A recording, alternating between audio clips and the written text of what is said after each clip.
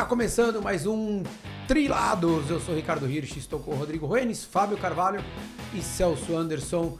Como ele mesmo fala, o cara que faz um monte de coisa, tem um monte de emprego, um monte de afazeres, apresentador da ESPN no Tour de France, nas principais voltas de ciclismo que a gente tem aí pelo mundo. Tem o Bike Hub, tem o podcast, tem marca de bicicleta por trás, enfim. Já atleta profissional de ciclismo, agora é um amante, inveterado. Fui bem? Foi ok? Eu acho que 10%. Assim, bom dia, boa tarde, boa noite, né? Quem estiver ouvindo é qualquer hora. Eu acho que quem faz tudo não muito bem tem que fazer um monte de coisa. Deve ser o meu caso. Nós também no triatlon. Porque então, o triatlon talvez, né? O cara não nada, não corre, não pedala 100%. É o pato, né? Que não faz nada direito, mas faz tudo. Ele voa um pouquinho, corre um pouquinho e nada um pouquinho. Talvez seja isso, mas assim, o importante é estar com felicidade, entendeu? É gostar do que faz e não só gostar, né? Procurar se aperfeiçoar nas coisas. Criar os amigos, né? Agora mesmo, tava aqui na saída aqui, o Marcos Paulo Reis, né? Tava aqui, que deve ter gravado antes, né?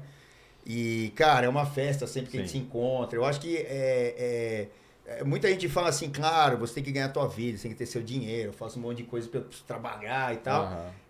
Mas se não amar as coisas que você faz, não tem jeito. Eu acho que o principal fundamento é isso, né? Não tem eu estava ouvindo a nossa gravação, porque a gente falou exatamente isso. Não, cheguei atrasado até desculpa aí. Que legal, imagina, cara, a gente... assim, acho que a gente viveu uma parte muito bacana do esporte e a gente viu uma evolução do esporte que também acho que é muito legal. Sim. Tanto da parte do triatlo quanto da parte do ciclismo, que, né, hoje você... tem um olhar muito mais para o ciclismo do que para o triatlon. Você teve um momento que se envolvia com o triatlon, principalmente por causa da loja, né, a Anderson, e você falou de evoluir. E pelo que eu te conheço, né, uma das primeiras bikes que eu comprei foi uma Cannondale do Cipollini, KD3 em 96, 97, lá com vocês. E desde então, enfim, sou amigão do seu irmão, e acompanho e vejo o quanto, de fato... você evoluiu, né? Assim, você veio evoluindo ao longo do tempo, de tudo. E hoje o que você comenta, como você comenta, perto do que era da primeira vez que você esteve lá, uma diferença absurda. E o amor que você tem ao esporte não mudou. Eu queria que você falasse primeiro como é que surgiu essa oportunidade e como é que você encarou de... Caramba, né? Vocês querem que eu seja a voz aqui das principais voltas de ciclismo né, para levar para o público brasileiro, para os ciclistas brasileiros. Como é que foi esse momento? Na verdade não tinha isso, né? Isso aconteceu depois. Hoje... eu comecei pelo quase final, né? Então, porque assim, não tinha voz, não tinha transmissão, não tinha nada. Então, eu nunca pensei desse jeito e até hoje eu não penso. Isso foi acontecendo. Eu não sou jornalista de ofício, né? Eu sempre competi, mas também eu competi muito pouco, né? Pouca gente sabe, né? Quem foi o as lá da minha família foi o Clóvis, né? O meu irmão foi para a Olimpíada, campeão pan-americano, 10º na Olimpíada lá de Seul e tal. Hoje ele mora fora. E a gente treinou os passos dele lá, quando moleques, né? E o caminho normal naquela época era você ser campeão júnior, até 18 anos, eu não sei como é muito no triatlon, tem as diferenças, sub-23 e tal, júnior, mas no ciclismo, o campeonato mundial ou nacional juvenil, né, que é o júnior, ele era o divisor de águas. E aí o meu irmão foi lá, ganhou lá o campeonato de júnior e tal, foi para a fase adulta, e eu também, eu treinei o caminho. Aí eu fui campeão, até... Raramente alguém é campeão em todas as modalidades da pista no mesmo ano. Eu acho que talvez tenha sido o único cara. Ganhei lá, quilômetro, velocidade, perseguição individual, perseguição por equipe, o Diabo A4 lá. Não teve uma prova que era o meio fundo, que hoje chama prova por pontos, né? E aí, chuva lá, não teve e tal. Na época que eu era júnior. E eu competi até ali. Aí eu falei, agora eu ganhei o campeonato, agora eu vou pra fora. Era normal, era Silvestre, Mauro Ribeiro. Aqui nos anos 80 e 90, o ciclismo era... um tamanho grande, assim, né, Celso? Tipo, vocês tinham bons salários. Então, dava pra você viver disso. No cenário nacional. Você conseguia viver disso. Tinha equipes, tinha voltas, então, né? Tinha competições. Eu competi na Pirelli. Eu, meu irmão, o Clóvis até competiu na Caloi. As duas grandes rivais eram Pirelli e Caloi. Sim. Existia uma equipe muito boa no Rio, que era a KPM, e existiam as equipes de Santa Catarina e Paraná, os celeiros de formação de atletas. Santa Catarina, Paraná, o Murilo Fischer de Santa Catarina, o Pagarini, do Paraná, Silvestre do Paraná, que pouca gente conhece, o Carlos Silvestre, o Hans Fischer, que foi para a Olimpíada de, vou falar, 1980, né, tal, infelizmente já falecido. Muitos de Santa Catarina, muitos do Paraná e muitos de São Paulo. Era grande rivalidade. Mas só para pegar aí o X da questão da tua pergunta, eu contei um pouco lá de trás, porque a formação da gente lá de trás, dessa minha geração, e antes da minha geração, a geração do meu irmão, tem 6, 7 anos a mais do que eu, né? Ela sempre foi muito aberta. E o velódromo tá na base de tudo isso. Então, assim... essa que é a pergunta que eu ia falar. Então, desculpa queimar a etapa aí. Não, mas é que eu levantei, mas o papo aqui a gente não tem pauta, então é papo de boteco. Então, assim, o velódromo, eu falo para todo mundo, falo em transmissões e tal, né? A base do ciclismo, para mim, é o velódromo. Tanto é que a primeira prova disputada numa Olimpíada foi no velódromo, em Atenas. Sim. Né? Era um velódromo, acho que de terra, se eu não me engano. Aí tem que pesquisar lá. E sempre foi a pista, porque era um lugar onde todo mundo conseguia ver o começo, o meio e o fim da prova. E ainda conseguem. Numa estrada, você tem que ter uma baita de uma estrutura, carro, moto, caminhão, papagaio, helicóptero, aeroplano, o diabo, né? Para conseguir ter aquela estrutura que hoje em dia no mundo moderno é mais tranquilo. Mas o velódromo sempre foi... E outra, a intensidade está no velódromo. Né? Você consegue detectar novos talentos. Né? E outra, eu tô falando até a intensidade para você medir se um atleta realmente ele é mais fácil você medir se ele vai dar certo ou se ele tem números. É como se fosse na piscina, né? Exatamente. Então, controlado, né? Exatamente. É muito controlado. Por exemplo, você não vai pegar uma peneira de um atleta de natação no mar. Não. O mar é subjetivo, a onda, a maré, correnteza, ondulação, correnteza, o diabo. Não que o ciclismo de estrada não seja, óbvio que é. Por exemplo, vou falar de um cara que eu lembro aqui, né? Tem outros aí na história. Abraão Orlando, que pouca gente vai conhecer aqui, que teoricamente era para ser o cara para substituir na Banesto o Miguel Indurain, anos 90. Sim. Ele fazia quilômetro contra relógio e ele ganhou um Giro de Itália. O Giro de Itália, acho que foi Giro de Itália, não foi Volta à Espanha, acho que foi Giro de Itália, se eu não me engano. Ganhou uma das grandes. Foi campeão mundial aqui na Colômbia, 95 ou 96, né? Que foi aquele mundial de 5.000 e tantos metros de altitude. Once, e tal. Né? Ele era da Once, né? Ele foi Banesto e Once, com Jalabert e tal. E aí, o que acontece? Ele saiu do velódromo. Então, eu falo, esse cara anda tal, só que aí moldaram o cara. Bradley Wiggins. Ganhou tudo. O Bradley Wiggins ele fez a Rafa, foi né? o primeiro que fez essa transição para um tour, né? Para ganhar um tour, né? Que ele era 4.000 metros. E no ano que ganhou o tour, ganhou a Olimpíada. Ganhou, foi 2012. Eu nem lembro, Aí, o que acontece? É um negócio que você... era um pouco diferente. A intensidade no passado era aquilo que media. Hoje em dia os caras vão para desafios que eu não acho ruim nem bom. Eu vou fazer 200.000 quilômetros e tal, mas sem intensidade. Aí ter paciência de ficar com a bunda no selim e trocentas mil horas. Eu não acho que é ruim e tal, mas não é o que mede um cara de desempenho. De alta performance. Então, assim, essa pergunta que você fez, da onde veio o negócio de transmissões e tal... Ligaram para alguém da minha família, podia ter sido o Clóvis, o Kleber ou eu, e falou, quem indicou foi justamente o Silvestre, que morava já fora nos Estados Unidos, mora lá até hoje, por intermédio da Regiane, que ainda está na ESPN, né? Toda vez que encontro ela, eu lembro disso, a gente dá risada e tal, ela me ligou e falou, Celso, a gente vai fazer um teste lá na ESPN, que vai ter o Tour de France, não sei o que, blá blá blá. Eu falei, eu tava comprando, eu lembro, já tinha celular naquela época, já tinha, foi 2006 isso aí. E eu tava comprando tinta para minha casa no material de construção, tinha loja já e tal, enfim. E eu falei, não, tá bom, quando que é? É segunda-feira, isso era uma sexta.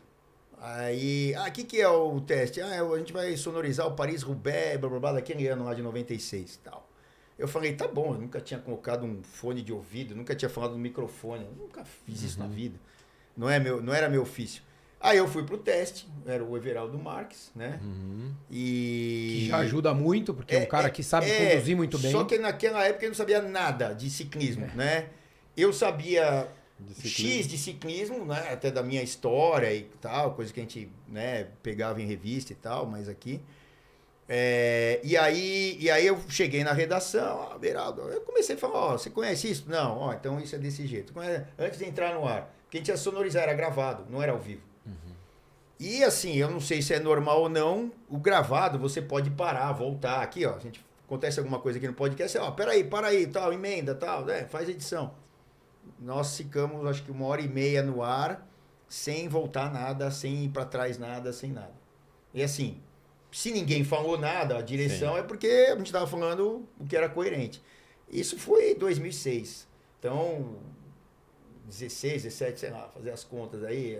17 anos, vai. 17ª temporada, sei lá. E aí foi por um acaso. E aí, porque a gente tinha os conceitos lá, justamente o velódromo, que trazia muito conceito que ninguém conhecia. Porque o ciclismo é muito abrangente, o velódromo é muito específico. Então a gente foi colocando. Hoje em dia, o negócio de aerodinâmica, a gente usava tudo isso naquela época. Usava um pneu 17 milímetros na pista com 250 libras de pressão. Aero existe. Eu usava a bicicleta com o guidão cabrito lá, que a gente chamava. Não tinha clipe ainda. Antes Greg LeMond, né? A época do Greg. Eu ganhei meu campeonato brasileiro desse jeito. Tem a foto lá em casa. Acho que uma foto. Nunca fui tirar muita foto. Então, assim, isso ajudou sempre. Aí, claro, graças a Deus, hoje em dia, isso eu posso me orgulhar. De muita gente ter começado a entender, a ouvir, a não sei o quê, através do nosso trabalho. Era o que eu ia te perguntar na sequência. E é muito difícil, né, Celso? Se vocês diariamente estão ali 2, 3 horas, ter assunto, né? Porque assim, às vezes não acontece nenhum ataque, não acontece nada, e vocês manterem o assunto, né? A transmissão ela pede muito isso, né, Celso? Assim, de você. Não é fácil. Tanto o apresentador quanto você, que é o comentarista, vocês. O que você falou do Everaldo. O Everaldo não tinha informação nenhuma. E é difícil, por quê? Porque daí às vezes ele. É difícil, mas te ajuda, porque às vezes ele também não entende. Se o cara é humilde, ele te pergunta, fala, cara, desculpa, por que eles estão trocando alguém que está na frente? Sim. Ele não sabe que existe, né? Sim. Aquele trabalho de equipe, ele não sabe o que é um câmbio, ele não sabe o que é uma gancheira, ele não sabe. Então, isso às vezes pode ser que atrapalhe, mas às vezes ajuda para você trazer informação. Só que o cara que não vive ou não viveu de fato aquilo ali dentro, é muito difícil ele poder comentar e ele ter assunto para segurar 2, 3 horas. Que é a grande dificuldade que eu falo muitas vezes até do Galvão Bueno. Sim. Todo mundo fala assim, o Galvão é chato. Eu falo, então, você já pensou em ficar falando 2 horas seguidas? Você tem informação para falar 2 horas seguidas? Porque não é simples. Você não pode falar só o que você está vendo, que é o que você faz lá. Daí você lembra de tal prova, de tal atleta. Isso tudo traz a coisa e educa, que é o que eu ia te perguntar. E é nítido quanto as pessoas começaram a entender um pouquinho mais do ciclismo e da dinâmica das provas através do trabalho que você e a ESPN vem fazendo. Você consegue perceber isso ou não? Não, sim, a gente percebe.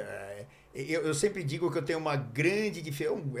Tem muita gente que tem isso exacerbado. Eu vou ser bem sincero e me autoanalisar, né? Eu sempre me dei mal com elogio. Tem gente que adora, né? Uhum. Eu me sinto esquisito, porque eu não sei onde enfiar a cara. Juro pra vocês, juro. Eu gosto dessa espontaneidade que a gente viu aí fora, que o Marcão tava aí, o Marcos Paulo Reis e tal. Porra, tal, isso é muito natural pra mim, pra ele, pra... E eu não lido muito bem. Hoje eu tô começando a entender, mas eu tenho como reconhecer hoje, depois de tanto falar com as pessoas, porra, eu vi aquilo por causa daquilo que vocês falaram, ou eu, ou o Everaldo, ou o Ari, ou o Renan agora, ou enfim, quem tava lá, né? Mas claro que a maioria da parte técnica e tática, principalmente, sempre fui eu que trouxe, né? Nas transmissões, e hoje teve gente que cresceu com isso. Tem menina que outro dia eu fui gravar um negócio lá, não lembro se era um podcast, o que era. Celso, não acredito, eu falando com você, eu quando tinha 7, 8 anos, eu via lá, né, um sonho, né? Pô, eu nunca tive noção disso. E assim, óbvio que eu gosto, né? Eu já falei, eu não lido tão bem com elogios, é um negócio esquisito, né? Claro que eu não vou querer que ninguém fique metendo pau também, mas o que acontece? É um negócio gostoso, porque, porra, a gente ajudou, trouxe informação. Fazendo né? pelo esporte, né? Agora o outro... E falar do que você gosta também. Exato, outra coisa, mas né, é que assim, tem aquele negócio, você gosta, mas você tem que meio que pegar o que é a raiz do negócio e ir a fundo, né? E também não pode deixar as informações recentes. Não. Então tem que ir atrás de informação nova. Um monte de coisas. Só que assim, aí o que vocês estão abordando também, dentro das transmissões, é o seguinte... Porra, como é que vocês ficam 3 horas? Pô, o Galvão Bueno. O Galvão Bueno é chato? Pô, eu queria ser chato que nem o Galvão Bueno. E ainda ter os bens que o Galvão Bueno teve sendo chato desse jeito. Se é que ele é chato. Mas assim, tá tranquilo na vida como ele tá, né? Mas o cara é nota 1000, não tem nem o que falar do Galvão. O Burt é amigo nosso que pedala com a gente, conviveu muito com ele, acho que convive até hoje e tal. Enfim, mas aí o ponto que vocês colocaram é fazer 3 horas não é complicado achar assunto? Não. Vocês recebem também um book, alguma coisa? Não, o Renan recebe, eu não recebo nada. Que assim, o roadbook que a gente recebe, ele tá mais ligado à parte turística. Turística, isso. Porque o que acontece? O Tour de France, antes de ser um evento, é um negócio. Sim, sim. Né? Hoje em dia, ainda mais tá mais aflorado. E outra, os caras são inteligentes pra caramba. Pode até ter saído meio que de lado, assim. Não foi a intenção primeiro. Porque o europeu, ele quer fazer bem feito. E depois ele talvez pense no negócio. Se a gente pegar um americano, ele quer fazer o negócio e depois ele pensa em fazer bem feito, na minha visão, né? Assim, ele primeiro é o negócio, depois é o resto. O europeu não, é tradição, é tal. Então, assim, esse negócio de turismo saiu assim, até o Renan contou outro dia Eu vi uma entrevista com aquele... com o comentarista Phil Liggett e o Paul Sherring. É muito boa. Então, o 51º tour dele esse foi? Então, eu nem sabia... porque eu comecei, então, o Phil Liggett, se eu tenho uma formação de provas e parte tática e ouvir transmissões, foi com o Phil Liggett. Sim. Em 85, 86, a gente conseguia as fitas...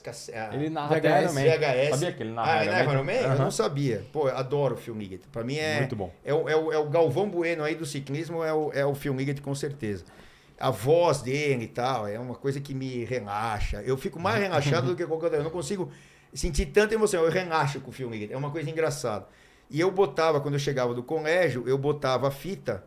E era um inferno, eu conseguia a fita, tinha que esperar alguém vir de fora do país para trazer, alguém que ia competir na Europa, eu trouxe, a gente copiava lá, aquele negócio de copiar a fita, o cacete, e tal, no G9, G21, que vocês não tiveram, eu não sei, você não teve, não. O Fabinho não teve, você pode ser que tenha tido, mas eu tive, e que era o tal do videocassete lá, o G9, G21, e aí eu chegava do colégio, metia a fita e eram 2 fitas de 2 horas mais ou menos, que davam umas 4 horas de fita para resumir um tour inteiro. Então o primeiro que eu vi desse jeito foi em 85, que o Bernard Hinault foi o último que um francês ganhou, que foi o que o Bernard Hinault ganhou, aquela história do Slender Badger. Sim. Do Le Mans tem a série na ESPN Slender Badger, que é legal pra cacete, 85, 86, do que aconteceu entre Le Mans e Hinault, né? A Via Claire, aquela equipe e tal, o Guimé, os caras lá. Dois eram foi uma revolução no time, ciclismo, né? Aquilo. O Alê Torres, até, um abração para o Alê, a hora que eu vi e tal. É um baita historiador, né? Leu tudo e não sei o que, amigo meu tal, que de vez em quando vai lá na ESPN também, meu parceiro, e já leu todos esses filmes, a gente comenta pra caramba sobre isso, é bem legal, sobre essa história do ciclismo. Mas voltando a falar do negócio de transmissão. A transmissão em si do ciclismo é muito diferente de qualquer outro esporte. Você pode trocar o canal lá na ESPN, vai estar passando golfe, vai estar passando tênis, vai estar passando futebol, vai estar passando rugby, enfim. A maioria, os narradores são narradores. E os comentaristas, especificamente comentaristas. Se você pegar, vou dar um exemplo mais radical, que é o tênis. O público do tênis está acostumado a bate a bola, ponto. Aí o cara fala 30-15, vai pro próximo ponto. Ninguém fala nada. Quando o comentarista vai falar alguma coisa, porra, o comentarista falou demais, tá atrapalhando o ponto do cara que tá ouvindo na TV, não é o cara que tá lá na quadra. No estádio. Então, é difícil. O ciclismo não tem nada a ver com isso. O ciclismo a gente vai colocando um monte de informações. Sim. Independente do que está acontecendo. É óbvio. A desculpa da gente estar lá é a corrida. Só que tem tanta coisa que envolve outra. Você está viajando. Sim. Assim, eu comecei mesmo lá nos idos de... Bom, começamos em 2006. Nos idos de 2007, 2008, logo começaram as transmissões, chegava, a gente media por e-mail a audiência. Então, ó, chegaram, sei lá, 150 e-mails hoje. Vai, no meio de porque mandavam um e-mail perguntando coisa. Até o falecido João Paulo Diniz, uma vez mandaram e-mail assim, era o Bevilacqua, o nosso diretor lá na época, né? Puta cara, gente boa. Aí ele falou, Celso, no intervalo chegou um e-mail aqui, ó.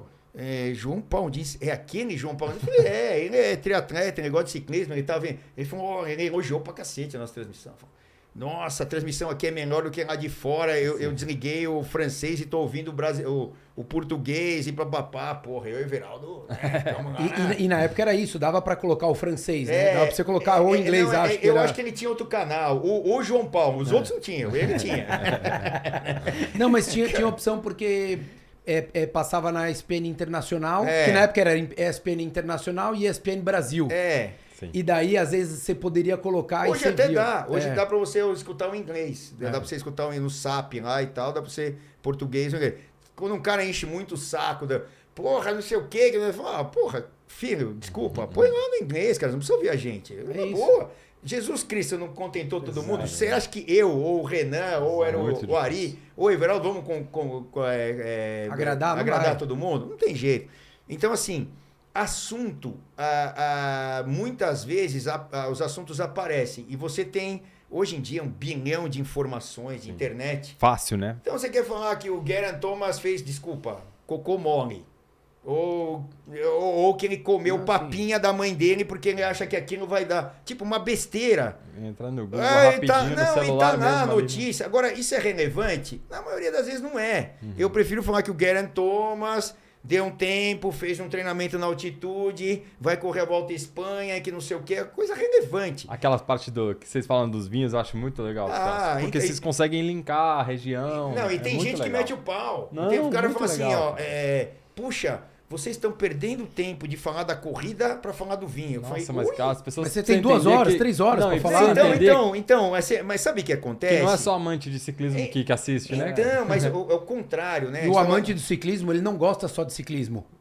Ele gosta do turismo, ele gosta da região. Então, ele gosta... Mas tem chato para tudo. Óbvio, então, assim, hoje chamam de hater, sei lá, é o chato.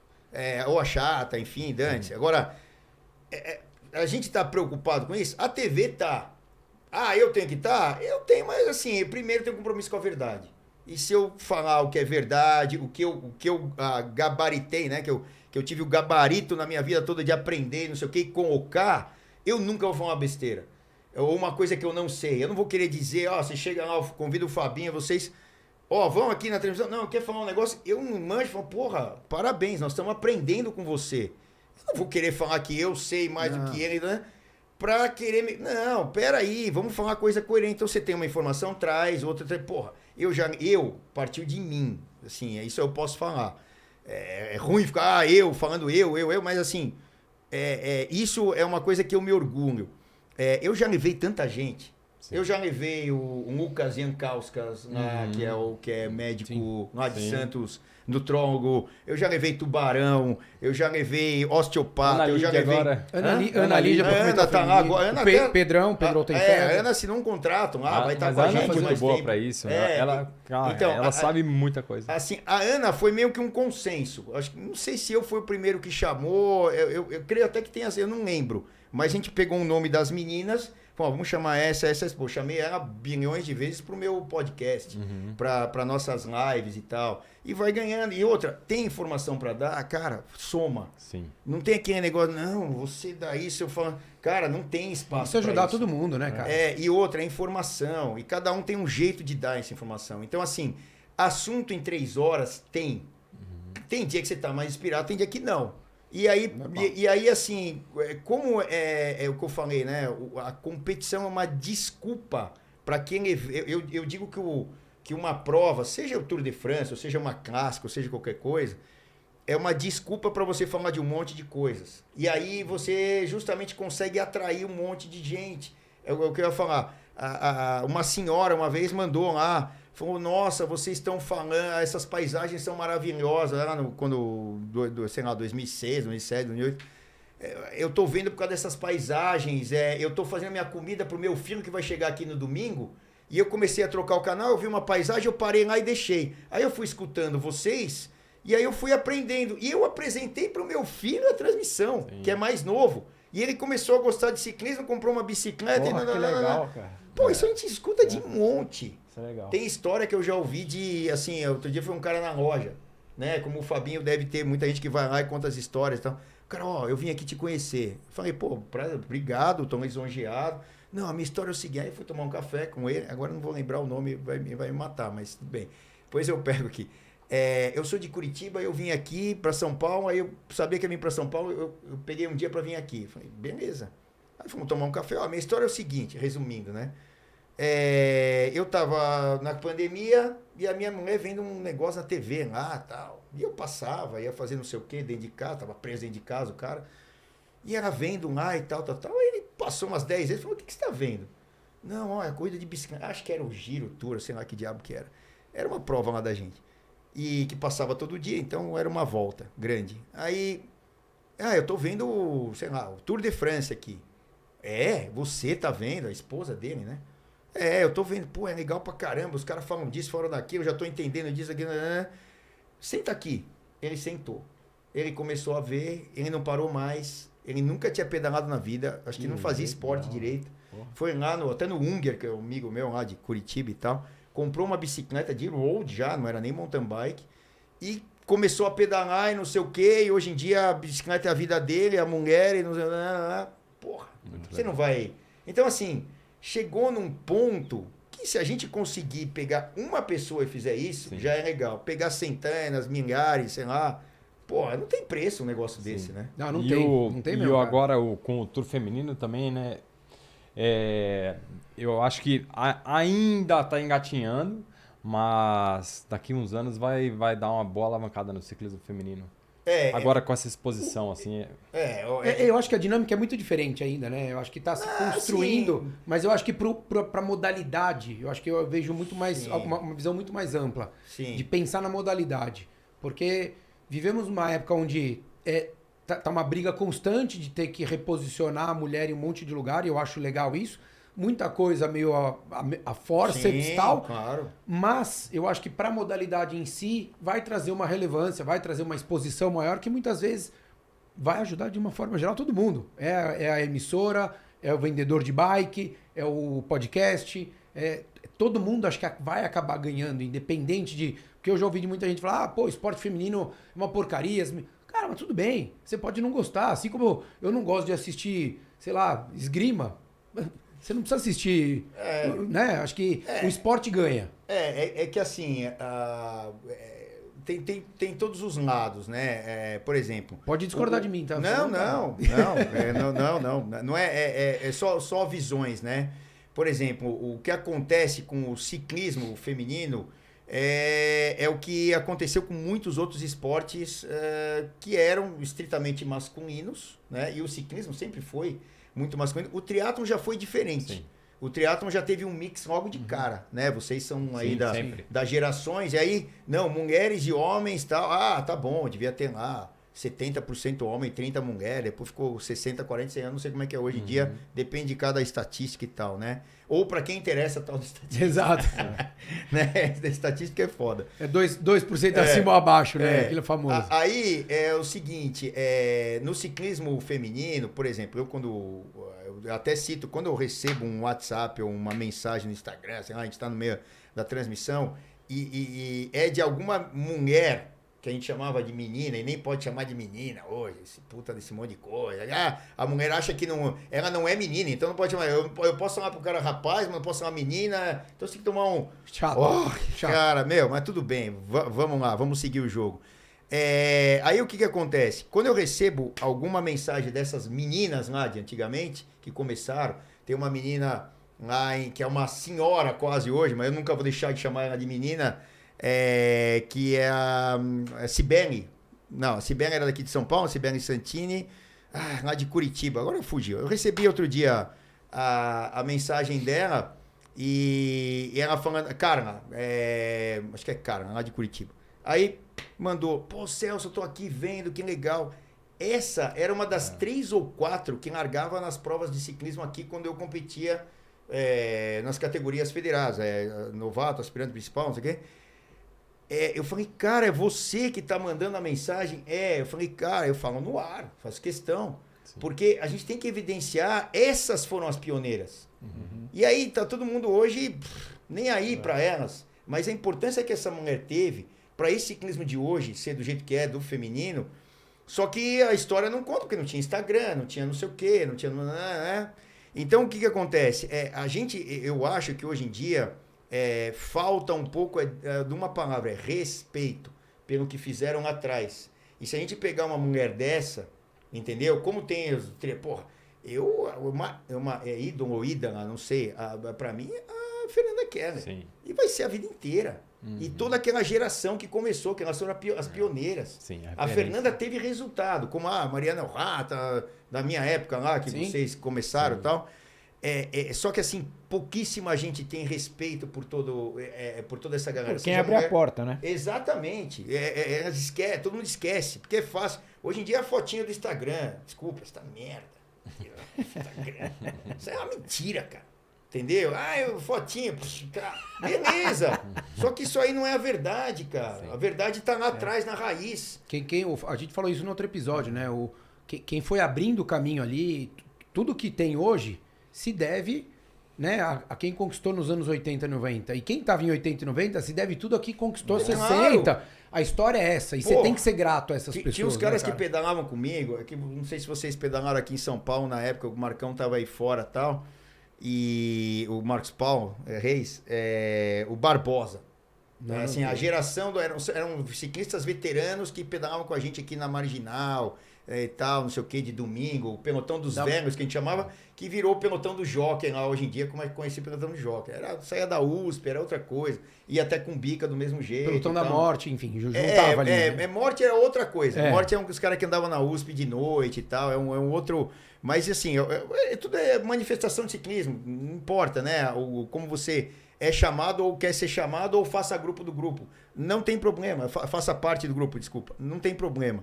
Mas é o seguinte, eu sempre tive uma coisa por todas essas pessoas e nunca vou deixar de ter por vocês, por todos. É uma palavra, respeito. Porque assim...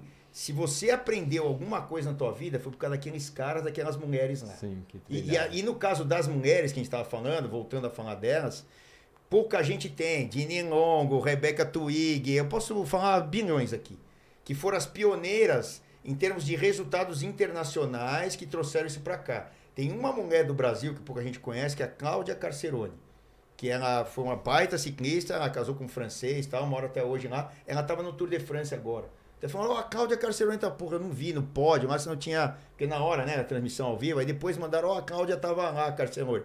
Ela tem, acho que quase 60 anos, ou tem 60 anos hoje e tal, e vive lá na França e tal. Então assim, falando do ciclismo feminino aí, que a gente tava, né, deu uma volta, mas concluir, que é o seguinte, faz parte da evolução. Olha aí, tá tendo Copa do Mundo feminina de futebol, tal. Cara, desculpa a sinceridade, as mulheres, as meninas, as garotas, sei lá como é que vocês querem que chame o nome de vocês, mas pra mim são mulheres e todas guerreiras. É óbvio que é difícil ter a mesma expressão da parte masculina, porque é a performance máxima. Porque é esporte, é força física, Katsu. É do masculino. E a história foi construída em cima do masculino. Mas assim, não tem problema. Tudo é parte de uma evolução. Não sei daqui a tantos anos. Mas, neste momento, o que é importante é o quê? São os órgãos como federações, confederação e principalmente o CI estarem colocando isso para cima, dando uma valorizada gigantesca em todas essas fases, seja no ciclismo regional, nacional ou internacional, que a UCI está fazendo. E isso vai ter, claro, frutos lá na frente. Para vocês terem uma ideia de dados, né? A gente já pegou aí algumas vezes, eu não peguei os mais recentes, mas a gente cita uma prova que é uma etapa do Tour. Que eu já falei isso várias vezes em transmissões, até para enaltecer quanto as mulheres aqui são mais volumosas em termos percentuais do que lá fora. Numa França da vida, 0,5% de quem larga, 0,5% do ser humano que larga numa prova, lá de uma etapa do Tour, são mulheres. Né? Aqui no Brasil, um etapa do Tour aqui, né? Lá larga uns 15 mil, aqui umas 3 mil pessoas. Entre 15 e 20 pode chegar até 25%. Sim, hoje. Feminino. Então, assim, e você sai num pelotão, vocês sabem o que é hoje, mulher pra caramba, virou um esporte, claro, é perigoso, toma tombo, dói, pode cair, pode morrer, pode tudo. O ciclismo é perigoso, né? Mas as mulheres estão aí. E aí isso vai destravar gerações para frente, tanto de meninos quanto de meninas, porque essas mulheres são mães. Então, elas fazendo esporte, elas serão exemplos dos seus filhos, criançada, né? dos seus sobrinhos, do diabo a quatro.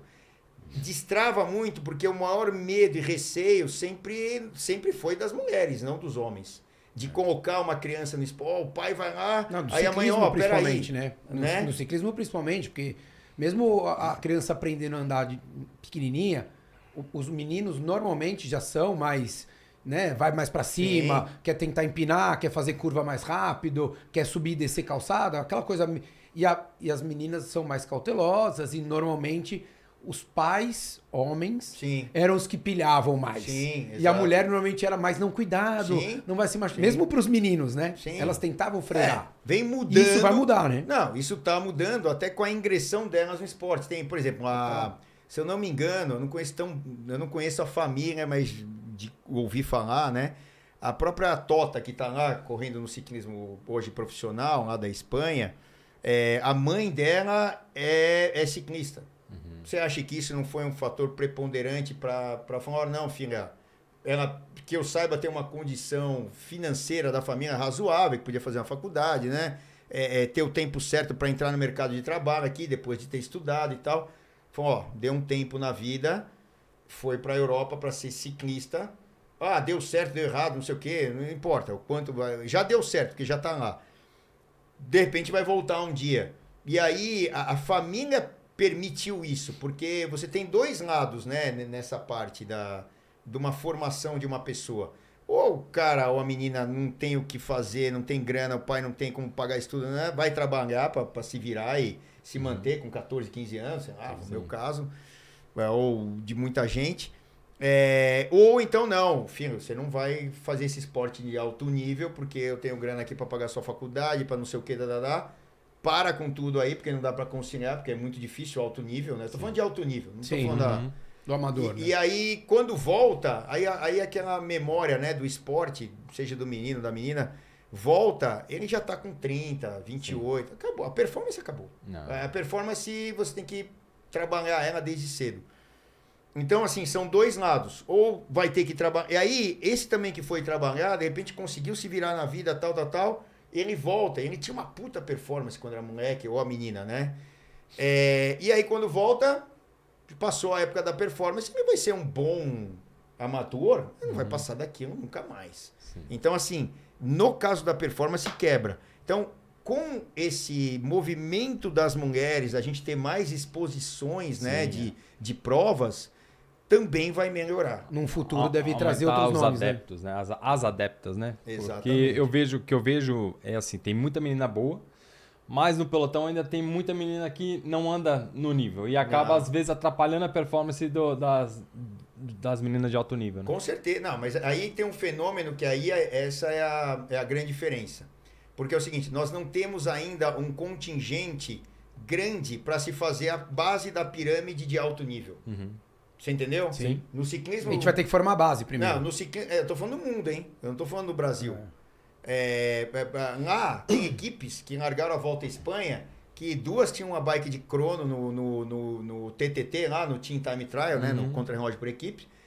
E as outras 5 lá não tinham. Então, era uma bike de estrada normal, porque... E outra, a menina largou no Team Time Trial e ela não completou a prova no tempo limite, que eu acho que era 30% do tempo. Tal.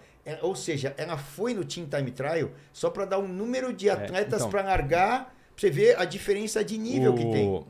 Tem uma triatleta ainda chamada... meio amador ainda, né? Não, tá conquistando, né? Tem uma triatleta chamada Taylor Nebe. É uma americana campeã mundial de 70.3. E ela assinou agora com a Trek, Sagafredo. Por quê? Porque não tem contingente. Então eles pegaram as triatletas que pedalam bem e falaram, pô, vem fazer ciclismo profissional pra gente pelo menos conseguir largar as provas. Então, e aí é uma ascensão de carreira, por exemplo, ela tem um esporte individual, é a mesma coisa o mountain bike.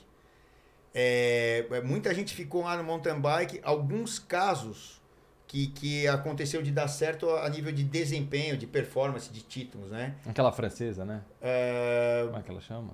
Francesa, eu vou falar de um, eu não sei qual que você está falando, mas eu vou falar de um aqui do masculino, que foi o Cadel Evans. O Cadel Evans 2010, né? Ganhou o Tour de 2010. Ele veio do mountain bike. Ele não foi campeão mundial, ele ganhou a Copa do Mundo, que é a soma lá das provas ao redor do mundo e tal. E você tem um ganhador da Copa do Mundo. Seria o ranking do circuito mundial. Do circuito mundial. O Cadel Evans foi campeão desse circuito, né? Camisa de campeão mundial lá de Copa do Mundo, não sei o quê. E foi pro ciclismo. E aí no ciclismo foi o que foi, né? Campeão mundial de ciclismo, campeão do Tour de France, né? Australiano e tal, que é muito raro. E aí o que acontece essa migração, porque economicamente, a nível de exposição, ele teve uma exposição maior até do que... talvez o mountain bike você tem um contingente, principalmente no Brasil, de pessoas que praticam esporte maior. Porque qualquer um pode ir para uma terra, uma trilha e tal, o ciclismo é um pouco mais específico. Mas em termos de visibilidade mundial, de um campeão mundial de provas tal, o ciclismo é bem mais, né? Então existe essa situação também, entendeu? Então isso vai acontecer, e no caso do feminino é inevitável. Por exemplo, e tem muita migração de esportes onde a pessoa tem, a mulher, ou o homem, mas falando agora da mulher, ela tem uma grande capacidade física, um VO2 elevado tal. Patinação tanto no gelo quanto na Holanda é muito forte. A Jumbo-Visma tem equipe de patinadoras e patinadores. Se eles vêm, porque o nível de visibilidade da patinação é estratosfericamente menor que o do ciclismo. Se tem uma patinadora lá muito forte e são muito parecidos os movimentos e força nas pernas e VO2 e tal, cardiovascular e tal, eles jogam para o ciclismo, né? Alguns esquiadores de cross-country, né? Cross-country, que exige muito, né? O VO2 desses caras é gigante. Você larga afogado e chega afogado. É um negócio absurdo. Também pegaram um aí do ciclismo espanhol um tempo atrás, mas não deu certo. Era até a equipe que o Bernal correu antes de ir para Sky lá e tal. Que era a equipe do Savio lá, que não tem mais a equipe agora, de um italiano que sempre foi formador de atletas, né? E Androni, que era Androni Giocato, Androni e outras coisas lá, eram os patrocinadores. E existe esse movimento. Então, o ciclismo feminino aí vai evoluir, mas vai paulatino, né? Não tem jeito, as mulheres estão conquistando mais espaço, o percentual maior e a coisa vai. O cenário do... Pode falar. O cenário nacional, e por que a gente não vê brasileiro correndo na Europa, alguns... E aproveitando que o Fabinho tá falando, isso desconhecimento da minha parte. A gente sabe, né? Só para abrir pra galera. A gente vê que, por exemplo, para um moleque que tá começando no kart chegar na Fórmula 1, ele corre aqui de kart, depois quando ele migra para a Europa, ele já vai para um time de Fórmula 3, Fórmula 2, mais equipes até chegar na categoria principal. No caso do ciclismo, a partir do momento que ele decide ir para a Europa, ele tem equipes de base para tentar uma vaga na equipe profissional? Eu não sei como é que é esse... Tem. A ligação do ciclismo é até mais direta. Hoje em dia, você tem duas coisas. Como tudo na vida, vamos dizer, moderna, né? Sei lá, é o que a gente tem hoje. A parte real e a parte virtual. Você tem os dois. Sim, eu vi que tem muita gente Ovett, sendo né? contratada O porque Fred Ovett, bom. Então, foi, acho que, vice-campeão mundial, né? O pai dele foi corredor olímpico, e daí ele foi, acho que, vice-campeão mundial virtual. tinha o Jay Vine, que ele ganhou lá de uma das plataformas e tal, e ele hoje está numa baita equipe, já até trocou de equipe dentro do ciclismo profissional, já ganhou etapas em voltas importantes e baita desempenho. Só que é o seguinte, no caso do kart, como você citou, assim, até tem um cara que eu admiro demais, é o Nelson Piquet, porque ele tem tiradas fantásticas, a vida toda teve e tal. E ele, uma coisa que ele falou uma vez na vida que me gravou, né, fica muito na minha cabeça. Corrida de automóvel é corrida de automóvel. Se você tem o menor automóvel, vai ser difícil você perder. Se você tem um nível parecido com o cara lá, o outro. E aí você sentou bumbum lá no automóvel melhor, cara, você vai ser ou melhor ou segundo, porque alguém do mais ou menos lá te passou. Não dá pro cara fazer milagre. É o carro que vai. A cavalaria tá no carro, a curva que vai fazer é o carro. E outra, os caras que vão sentar o bumbum lá são mais ou menos parecidos. Um cara como o Ayrton Senna da vida tal, mas se ele não teve o menor carro também, ele perdeu. Porque ele não ia ganhar nunca do Mansell com a suspensão ativa. Né? Um exemplo aí para quem lembra do automobilismo. O caso do ciclismo é direto. Você tem hoje as duas plataformas, e hoje não precisa nem você estar na Europa, porque você tem a plataforma virtual. Se você tiver números aqui fantásticos, os caras vão te chamar. Caramba, que louco. Você entendeu? Então, assim, antigamente, a minha época, vamos dizer, quando eu competi mesmo, eu tinha, 20 anos de idade, 18, né? Faz aí 30 e tantos anos. Não tinha jeito. Ou eu ia para a Europa para eu ser alguém, ou ser visto, ou começar a ser visto. Esquece. Hoje em dia, o cara no Brasil, se ele tiver números bons, alguém vai conseguir chegar nesse cara. Que foi até o que o próprio Mauro Ribeiro fez, né? Ele foi com 15 anos morar fora, né? Assim, o Mauro, ele foi, então, o Mauro da geração do meu irmão, um pouquinho antes da minha, assim, de 5, 6, 7 anos e tal. Naquela época, a Confederação de Ciclismo, então, o ciclismo de alta performance aqui, né? Ele tinha um nível, uma repercussão mundial muito mais elevada que hoje. Sim. Então, o Brasil brigava com todos os países da América Latina, inclusive a América, Estados Unidos e tal. Campeonatos pan-americanos, campeonatos aqui dentro das Américas, o Brasil tinha uma representatividade gigantesca. Era Brasil e Argentina que rivalizavam mais.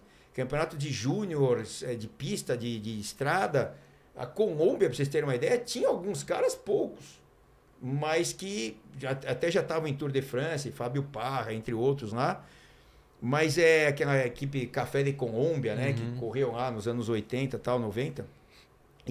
Só que o Brasil tinha uma representatividade muito maior no ciclismo mundial. Hoje em dia é zero. Sim. Hoje em dia é zero. Desculpa quem tá lá, quem não tá. É zero. Qual o resultado que um brasileiro tem?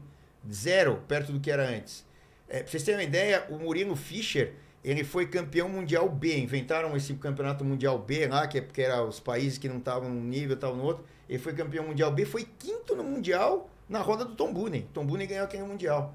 Agora não, acho que é 2008. Acho que foi foi 2006, eu acho, esse mundial aí, que o Boonen ganhou. Aí tem que pegar lá que eu não lembro. Depois disso, esquece. Mas aí essa pergunta que você fez no começo, aí que vocês estavam falando, até a analogia com o automobilismo, todo dia fazem lá na ESPN. Se a gente quiser, você fala de assunto, né? Sim. Se a gente for pegar lá, essa é a mais recorrente, por que não tem um brasileiro, uma brasileira, enfim, lá para ganhar, para não, né? Porque o brasileiro quer que torcer por alguém, né? Sim. Óbvio, é natural, né? E aí o que acontece? Não tem, por várias estruturas do esporte que mudou aqui. Primeiro, a gente não tem eventos. Por que não tem eventos? O Fabinho aqui é de Santos, né? Você é de Santos, né? Sou de Mogi Mirim. Mogi, mas você mora em Santos, né? Há um tempão e tal, desde né? 2004. Eu competia em Santos quase todo final de semana com 16, 17 anos de idade. Sim, Tinha o seu Hilário Diegues, que é pai do Cláudio Diegues lá, do Claudião. Tem até uma Copa lá. Hilário Diegues, exato. Eu quase todo fim de semana estava lá. Era uma tradição. Então, assim, você formava... Por que tinha prova? Porque ele conseguia fechar a rua. Para você fazer uma prova de ciclismo, tem que fechar e não pode ter carro. É um perigo do caramba. Não pode. Existiram travas, né? Daquela época no final dos anos 90 para frente, travaram fazerem provas nas ruas, fecharem as ruas. Ou não fecha a conta, porque você tem que pagar e é caro, e uma prova de atletismo, pedestrianismo aí e tal, sei lá, você põe 10 mil pessoas lá. Não, e faz uma prova com 10 quilômetros, né? Então, vai 5, volta 5. Exato. Aí, o custo do evento, para quem faz o evento, fecha a conta. O ciclismo, se você botar 300 pessoas, sejam homens, mulheres, juntas, quantas ambulâncias tem que ter? Qual que é o perigo que vai gerar? E qual o tamanho, né, da área que você precisa fechar, né? Porque... você pode até fechar ali, mas nem 5 km você consegue fechar. Porque não fecha a conta. E aí, se você for fazer 5 km, você tem que largar baterias. Não dá para... você precisa mais de 24 horas de fechamento de pista para poder fazer as baterias da categoria A, B, C, ou D, feminino, masculino, por idade, veterano, você não fecha a conta. Então, assim, o ciclismo é um esporte super dependente do poder público.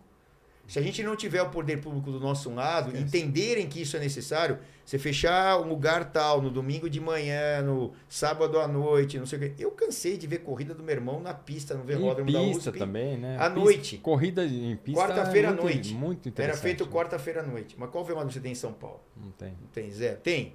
Não. Mas os caras fizeram o favor. Tá dentro de um órgão público que ninguém sabe de quem é. Eu passei a minha adolescência lá dentro, do velódromo da USP.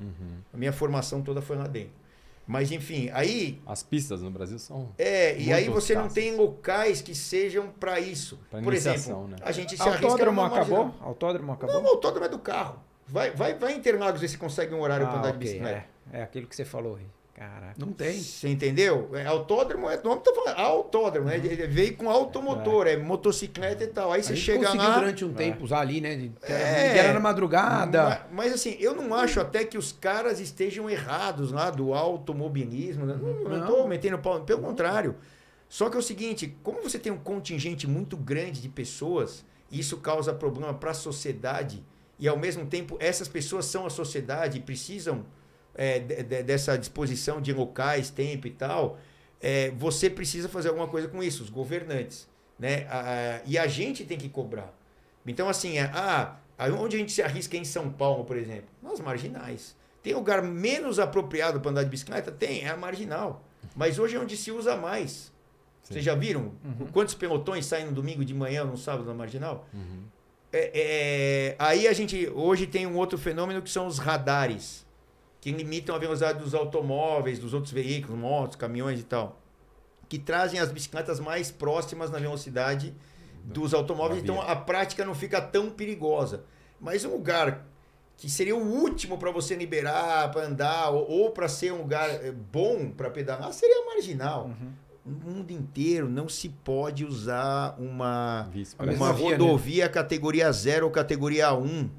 Para quem não sabe o que é categoria 0 ou categoria 1, é a designação de qualidade da pista. Ela tem que ter um raio de curva menor que tal, maior que tal, a inclinação não pode ter uma inclinação maior que tal em percentual de inclinação de subida. Então, a categoria 0 é uma autobahn, né? O que é lá na Alemanha é uma autobahn. Não se pode andar no mundo inteiro. E no Brasil os caras acabam permitindo, porque as vias vicinais elas têm menos controle. Então, ali é mais perigoso, porque aí você não tem controle em nenhum dos carros, um radar. O carro lá tinha que andar 40, 50, ele anda 120. E se você está a 20 numa subida muito inclinada, que aí a vicinal ela não é projetada no nível de uma categoria 0,1, né, de uma autobahn, uma autopista, você está muito mais ali... suscetível e vulnerável, né? Vulnerável a um acidente. Então, assim, tudo errado. Assim, eu tô falando isso não é como ciclista, é como sociedade. Sim. A gente tem que evoluir como sociedade. E aí, muita gente fica brigando por um monte de coisas e o essencial, na maioria das vezes, não brigam. Eles esquecem, porque estão preocupados com coisa pequena. Tem que pensar, aí a gente vai ter, aí, né, foi o começo aqui da questão Sim. por que não temos valores lá fora e tal. Hoje o caminho é direto. É mais fácil, é muito mais fácil hoje do que... Só que é o seguinte, se a gente for para um lado virtual, né, por exemplo, esquecendo um lado real, que precisa fechar para ter circuito, para ter competição, para gerar a pirâmide, a base, e depois ter lá o topo com aqueles caras, aquelas moças que vão para fora, você precisa ter a competitividade, né? Depois dos números do lado virtual, vem a competitividade. Tem muito cara ou menina que é super no lado virtual, você põe pra andar, não sabe nem trocar de marcha. E, pô, a nossa campeã mundial, a Annemiek van Vleuten, não consegue soltar as duas mãos no guidão. É parte da evolução. As próximas... Acho que você até postou um vídeo dela não conseguindo pegar a garrafinha de água, não foi ela? 4, 5 vezes que tentou pegar a caramão, ela não conseguiu. Ela não consegue tirar a mão. Ela vai comemorar uma vitória. Quase cai. Nada contra ela. Ela vai fazer daqui a pouco, né? Vai ter feito parte da evolução, porque ela tá parando esse ano. Nada contra ela. Eu só tô falando que são partes da evolução. As moças que vão vir agora daqui para frente, elas vão ter muito mais habilidade, muito mais não sei o quê, porque faz parte da evolução. Mesmo porque senão elas não vão estar dentro do pelotão. Porque atletas campeãs mundiais, ou do Tour, ou do Giro, não sei o quê, feminino, como a Annemiek, acabou nesse ano. Não tem mais espaço para ela. Sim. Ela vai virar uma dinossauro como eu sou. Como a maioria aqui Você ainda vê mulheres mais velhas competindo no pelotão pro. Mas então, é por esse contexto que não tem as mais novas ainda. É porque não evoluiu, o esporte ainda não evoluiu, ele está começando a evoluir, né? Então, assim, esse lance aí, ó, por que não temos lá mulheres, não é, ó, se a gente fizer um pouquinho de esforço com o contingente que tem hoje de ciclistas no Brasil... nós estamos falando de num podcast de ciclismo. Eu tenho live todo dia do ciclismo, tem ESPN todo dia do ciclismo. Assim, como é que a Colômbia tem tanto gente lá o Equador tem um campeão de Giro de Itália? Não, campeão olímpico. Então, campeão olímpico. Entendeu? Tipo, como é que o Brasil não consegue... O que você acha que falta? Assim, eu entendo que essa coisa das vias piora um pouquinho, enfim, mas vivemos uma época... sei lá, 20 anos atrás, vamos pensar em 20 anos atrás, a gente ainda tinha um respiro bom de algumas equipes, a gente teve Padaria Real, teve Memorial, teve uma série de equipes que, né, a gente teve Luciano, teve Murilo, teve alguns nomes ali que foram lampejos. E vamos ficar nessa saudade, do jeito que tá hoje, então, a gente não vai ter. O que você acha que falta? Falta o quê? Falta dinheiro para ter equipe? Falta uma organização de confederação? Não, então é isso que eu falei, falta ter evento. Se você tiver evento, você tem todo o resto. Porque é a formação da pirâmide. Sim. Porque é o seguinte, pensem bem aí, quem está ouvindo a gente, vocês três aqui estão comigo na sala e tal. É o seguinte, o nosso contingente... Por exemplo, eu vou falar de novo da minha época jurássica, né? De dinossauro atrás. Só para vocês pegarem como exemplo e entenderem. Porque hoje em dia é fácil, né? Eu tenho na internet, lá eu busco e tal. Peraí, mas vamos dar os exemplos para vocês entenderem. Não adianta ter informação se você não saber usar. A maioria das pessoas hoje é isso. Peraí, o Google tem tudo. Então, por que eu vou decorar isso aqui? Você vai perguntar a quem descobriu o Brasil para muita gente da nova geração, não sabe. Você vai, mas por que isso é importante? Porque isso é história. E você precisa associar esse começo da história com o meio para chegar no fim do teu raciocínio aqui. Você está querendo chegar no fim do raciocínio dos outros, não do seu. Sim. E aí, eu vou pegar uma parte disso, né? Que é... lá atrás, né, quando a gente competia... desculpa, qual que era a pergunta mesmo que você pegou aí? Por causa da falta de equipe. Então, falta de equipe. Lá atrás, a gente tinha uma estrutura do esporte. Porque os meninos ou meninas, né, eram poucas, começavam, tinha uma base, né? Aí você entrava como federado, com 15 anos. Eu esperei fazer 15 anos para me federar. Sabe? Eu contava os dias para fazer 15 anos, para me federar. Porque eu ia poder competir não estreante, mas federado. Aí eu me federava, entrava numa categoria, aí eu, por meritocracia, eu passava para a segunda categoria, ganhando corrida, ou fazendo ponto, e por meritocracia eu passava para a categoria elite. Hoje em dia é age group. Então você entra em qualquer categoria. Nada contra, nada a favor, tal.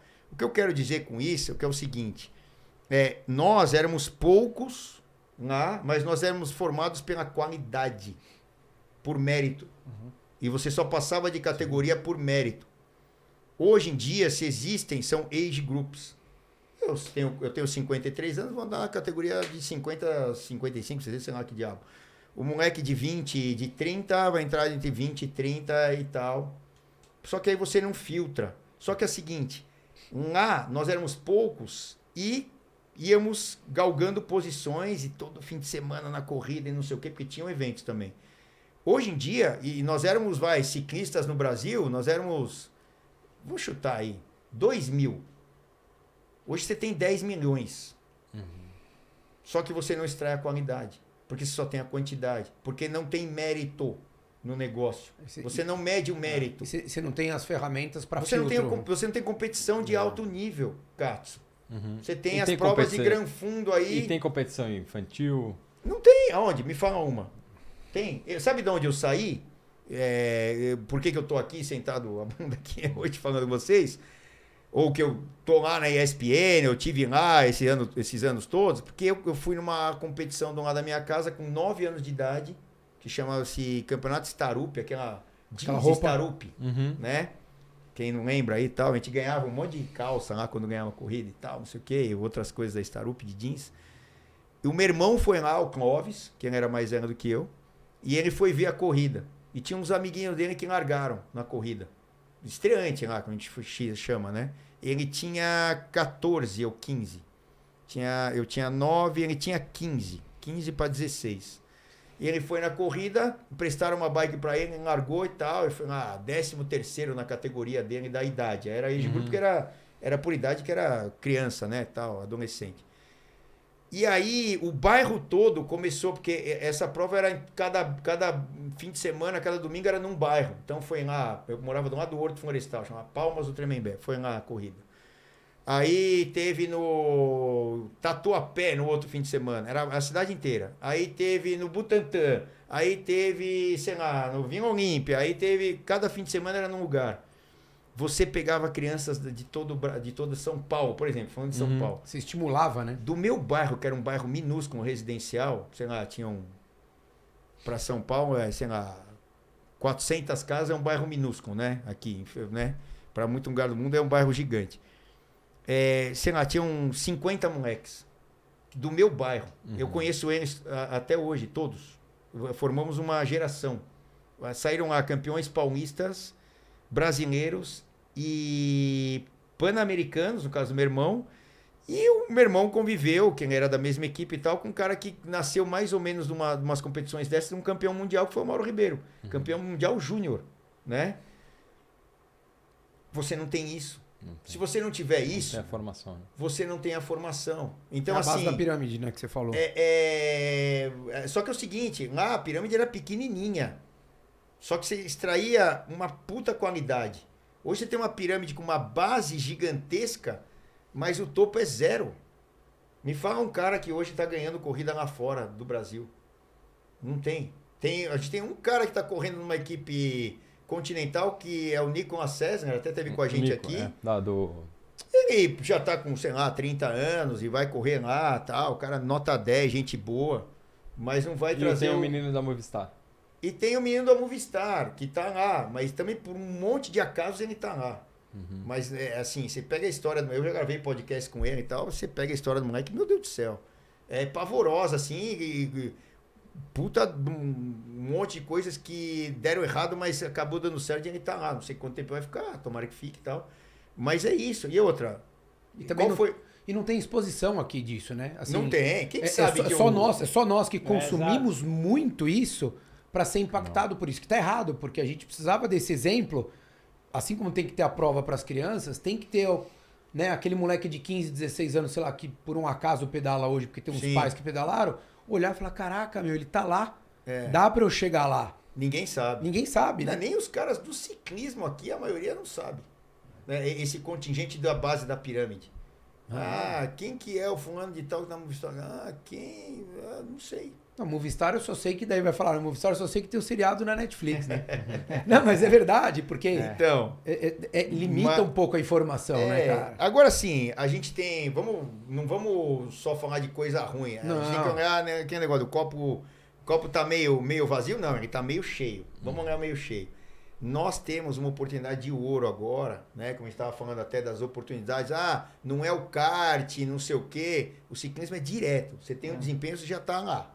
Nem precisa estar fora do país, né? Vai ajudar a ir para lá e ter uma certa condição de ir para lá. Mas é o seguinte, como tudo que a gente não tinha antes era o contingente, a base. E a gente precisa, para fazer a pirâmide, precisa daquela base.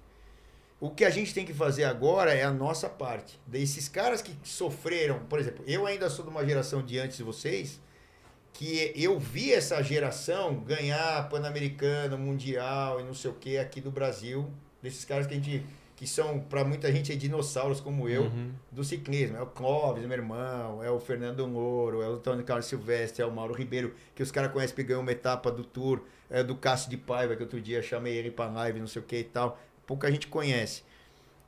E aí, depois daquela época da intermediário, né, que foi a parte ruim do ciclismo, do doping, principalmente os anos 90 aqui no Brasil, e 2000, todo moleque começava a andar, faz exame lá, pegou e tal. Isso, era uma enxadada 8, vinha 8. Exatamente, né? Um monte de minhoca lá e tal, né? E a minhoca ruim, né? A minhoca estragada. Aí, o que acontece? E aí, agora que nós temos uma época de ouro e temos que aproveitar que é um monte de gente fazendo ciclismo. Sim. Então, o que eu falo, muita gente fala assim, porra, Celso, que me conhece, a época de ESPN, não sei do que, da loja. Eu falei, caramba, eu fui na cidade lá, Trubuçu do Norte, Trubuçu do Sul, sei lá, qualquer cidadezinha. Sim, qualquer cidade. Cara, tinha um monte de gente na estrada.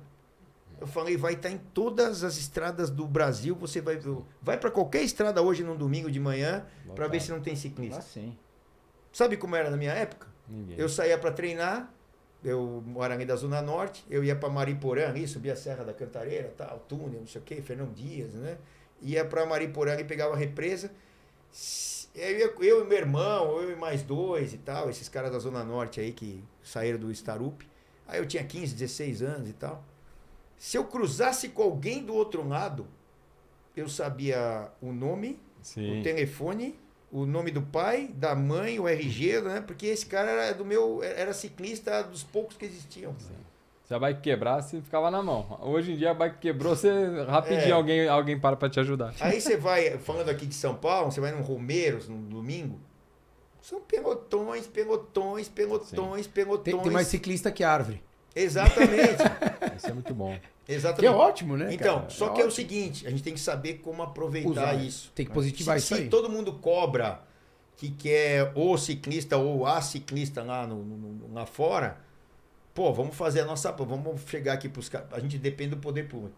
Eu acabei de falar. O ciclismo, você divide a pista com os outros veículos. Nesse dia, que é o dia da competição, você não pode dividir, senão é muito perigoso. Então, a gente precisa fechar. E a gente vai fechar por um breve período de tempo, né? E outra coisa que os governantes não se tocam é que isso traz dividendo para as cidades. Primeiro, o prefeito, o governador.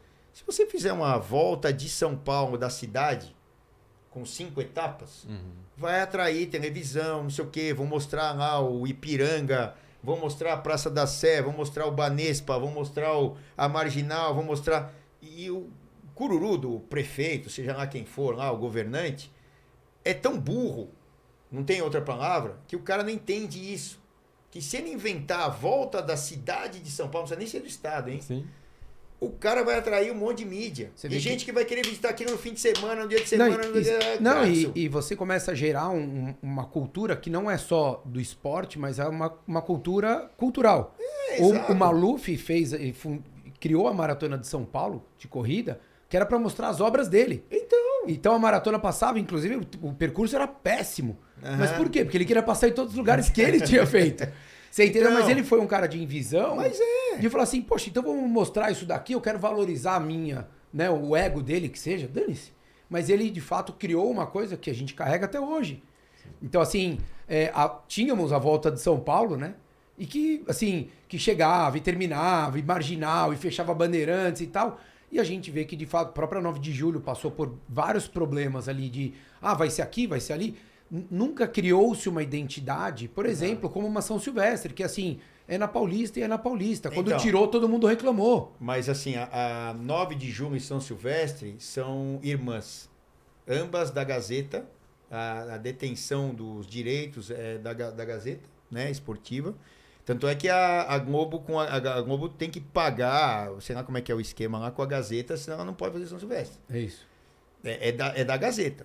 A 9 de junho é a mesma coisa.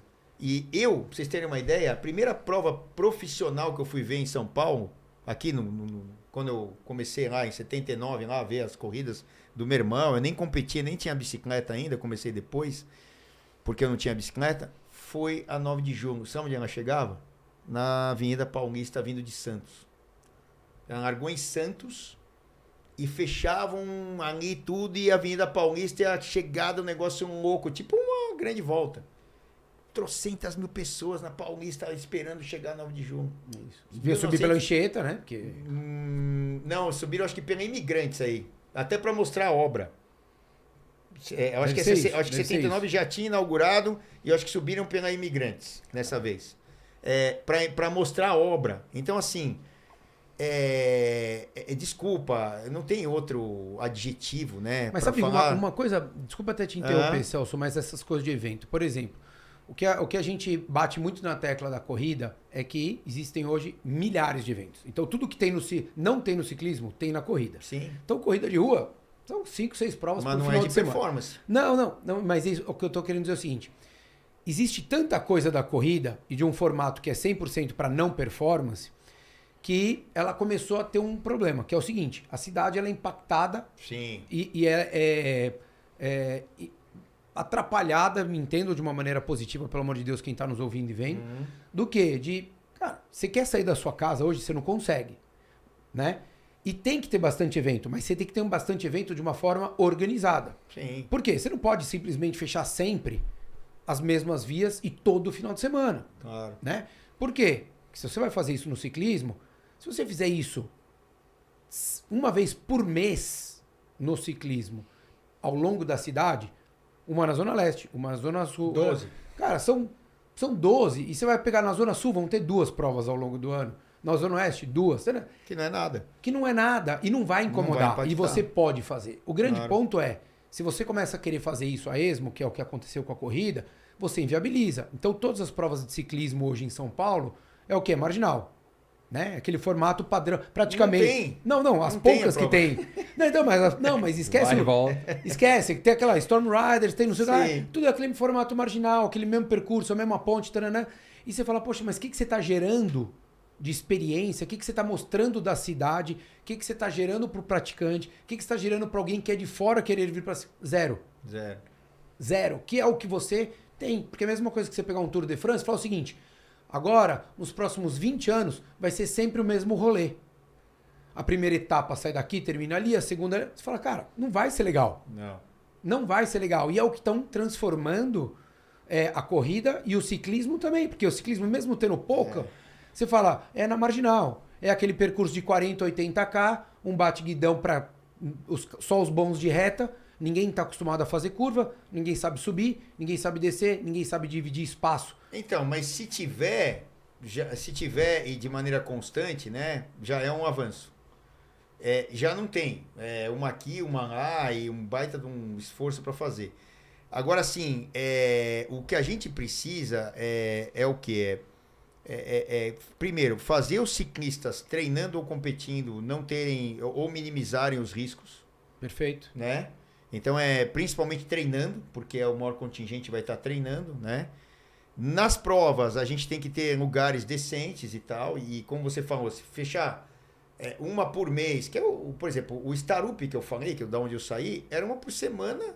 Nos bairros fechavam um circuito de 3, 4 quilômetros, várias baterias com as faixas etárias e tal, porque era de crianças, né? Então, você tem que dividir, obviamente, por faixa etária. E aí, o que acontece? Eram locais pequenos e tal. se a gente pegar exemplo de outras nações aqui da América do Sul, a Argentina, coitada, tá quebrada hoje, né? Assim, economicamente, os caras arrebentaram. A Argentina, né? Eu vou para lá de vez em quando, é uma pena, que é um baita de um país, adoro ali e tal, né? A gente faz até uma travessia dos Andes, sai de... Que foi demais, inclusive. A gente vai, agora em novembro a gente vai de novo, né? Sai de Santiago, vai para Mendoza e volta e tal. Pega um trecho da Argentina. Mas a Argentina, ela tinha um programa muito legal que é o mais barato e mais eficiente. Eu falei do velódromo, né? E muitas vezes você não tem acesso ao velódromo. Mas você tem uma avenida que seja larga o suficiente, que você coloca lá um fechamento de cone, seja lá do que for. Ou é um quarteirão grande com algumas pistas e você consiga fechar curvas de 90 graus. Fazia provas ou de fixa ou de uma monovelocidade com catraca, porque a bicicleta é barata, é de graça. Sim, você não tem manutenção nenhuma numa bicicleta dessa. Uhum. Não tem câmbio, não tem freio, não tem nada. Até tem freio, mas você faz as provas criterium, né, de circuitinho. E dali, se você não tem um velódromo, que o ideal até é fazer no velódromo, mas é mais caro, não sei o quê, a estrutura, blá, blá, blá, um lugar, você faz na rua. Na Inglaterra tem muito isso, né? Então, tem lá, até o Chris Roy tem as bicicletinhas para crianças e tal. Tem até um amigo que deu uma para filha. A filha dele anda aqui assim e tal, né? Inclusive esse viajou com a gente aí pro Chile, esse amigo e tal, Thiago. E aí o que acontece? Existem várias pequenas soluções para um objetivo gigante lá na frente. Que é esse objetivo que cobrar todo mundo sabe. Sim. Mas pensar na estrutura, e seja para o ciclismo, seja para o triatlon, seja para qualquer esporte. Sim. Pô, você quer coisa mais difícil ainda de competir, de fazer, né? Organizar. De organizar, praticar, desculpa, a palavra era praticar, do que o triatlon. Você precisa de um lugar que o ciclismo já não tem. Correr a pé ainda vai, é mais fácil. Você pega um parque e tal. Não dá pra nadar. Nadar também é caro. Porque não é todo lugar que tem uma piscina decente pra você nadar. Você não vai nadar num lago. Sim. Né? E outra, muito tempo para treinar e tal. É mais complicado ainda. E se você quiser saber, talvez a estrutura do triatlon no Brasil, por confederações, federações e tal, seja mais bem organizada pro performance do que é o ciclismo. Uhum. Entendeu? Que é uma só das modalidades. Então, assim, a gente tem uma oportunidade de ouro. Porém, a gente precisa saber aproveitar e esses exemplos, alguns que eu dei aqui, outros que não estão em pauta aqui agora, que eu não vou nem lembrar e tal, eles têm que ser aproveitados. Senão a gente vai ficar... por que não tem? Todo mundo vai ficar respondendo isso. Não pode. Sim, sim.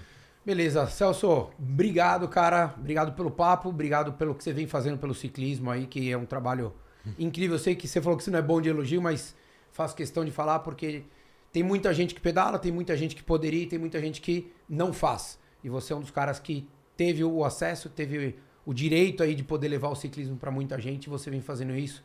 Muito obrigado, parabéns pelo trabalho que você vem fazendo, cara. Obrigado, Celso, obrigado pela presença. Isso aqui foi só uma raspinha do que a gente ainda vai falar muito aqui no podcast. A gente espera você aqui mais vezes. Não, legal. Eu que agradeço e, claro, sempre, né, a iniciativa de se falar de esporte, seja o ciclismo, o triatlo, que é da onde vocês têm mais raiz e tal, né, é muito importante. E a gente divulgar isso, né? A gente está falando aqui de um monte de coisas de estrutura. E se a gente não começar a pensar, e caras da minha idade, principalmente, que eu sou um pouco mais velho que vocês, mas que vocês também já competiram no alto nível e já tiveram lá a época de vocês, de profissionais e tal, eu acho que é nossa obrigação. Sim. Não é que, eu tô aqui, eu vou fazer o que eu posso, ou eu tô fazendo a minha parte. Katsu, a nossa parte muitas vezes entra ali na parte dos outros, porque se a gente não fizer... Quem vai fazer, né, cara? A gente... E a história que a gente viveu. E se a gente pôde fazer, alguém fez antes. Exato. Vamos devolver, né? E aí, aquilo que eu falo, né? Vocês que estão ouvindo aí, primeiro, respeito por todos aqueles que vieram antes. Você pode até discordar, mas primeiro tem que ter o respeito. Isso é assim com o professor, E se alguém está te ensinando alguma coisa, aquela menina, aquela mulher, aquela senhora que virou agora, ou aquele cara, aquele rapaz, ou aquele senhor que virou agora, eles te ensinaram. O que não pode ter é falta de respeito. Eu acho que isso é o fator fundamental para a gente evoluir como sociedade. E o esporte passa por isso, é pela sociedade, né? Vamos lá. Perfeito, valeu. Tá? Brigadão, valeu, Fá, valeu, Rô. Obrigado, espero que vocês tenham gostado aí. Se vocês quiserem saber também muito mais sobre o Celso, só lá também acessar o Bike Hub, curtir todos os episódios ou seguir no Instagram, que ele é extremamente ativo, trazendo informações 200% do ciclismo que acontece aí pelo mundo afora. Então, espero que vocês todos tenham gostado e vamos continuar cuidando do esporte que a gente tanto gosta. Valeu, um abraço.